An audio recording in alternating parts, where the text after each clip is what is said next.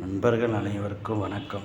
அதாவது ஒரு சின்ன காரியம் அப்படி என்றால் அதை எதர்ச்சியாக எடுத்து நடத்துகிறதும் சரி, விமர்சையாக எடுத்து நடத்துகிறதும் சரி நம்ம கையில் கிடையாது. அதாவது சிம்பிளாகவும் சரி, சிறப்பாகவும் நடத்துகிறது நம்ம கையில் இல்லை, ஆண்டவன் கையில். அதனால் எது ஒன்றுமே நம்ம கையில் எதுவுமே கிடையாது. எல்லாமே ஆண்டவன் செயல். அவனின்றி ஓரணுவும் அசையாது. அதனால் அவன் அருளாலே அவன் தாள் வணங்கிட. அதனால் எப்போதுமே நமக்கு கடவுளுடைய அனுகிரகம் இருக்கணும் என்றால் கடவுளுடைய தொடர்பில் நம்ம எப்பவும் இருக்கணும். கடவுளுடைய தொடர்புனால் எப்படி? அன்றாடம் கோவிலுக்கு போகிறது, வீட்டில் விளக்கு ஏற்றுறது, கடவுளிடம் பேசுவது. கடவுளிடம் பேசி பாருங்க, அவர் உங்களிடம் நன்றாக பேசுவார். கடவுள் தான் உங்களுடைய முதல் நண்பன். அவர் எப்போதும் நமக்கு துரோகம் பண்ண மாட்டார். அவருடன் பேசுங்கள், அவர் உங்களுடன் நன்றாக பேசுவார், உங்களை நன்றாக வைத்துக்கொள்வார்.